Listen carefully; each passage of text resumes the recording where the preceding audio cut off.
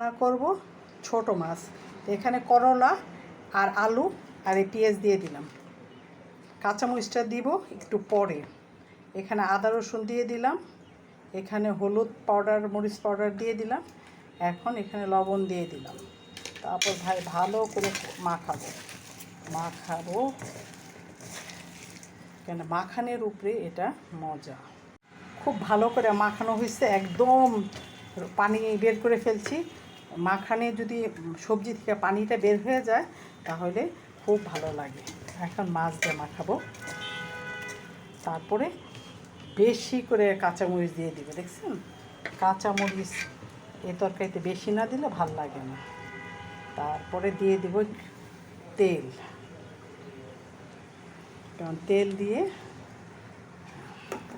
তেলটাও বেশি দিতে হবে। তারপর দিয়ে দিলাম পানি, অল্প পানি।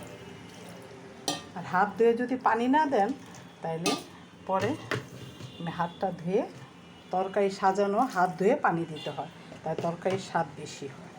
আমার তরকারিটা এখন চুলায় বসায় দিব। মাছটা একটু আগে দিচ্ছি, কারণ মাছটা আমি তুলে রাখছিলাম মাখানোর পরে। এখন মাছটা দিয়ে দিলাম, এখন জালটা কমাই দেবো, আস্তে আস্তে হবে, ঢেকে দিব, আস্তে আস্তে হবে। তরকারিটা তেলের উপরে আসতে খুব মজা। এটা একটা সিম্পল তরকারি কিন্তু খাইতে ভারী স্বাদ।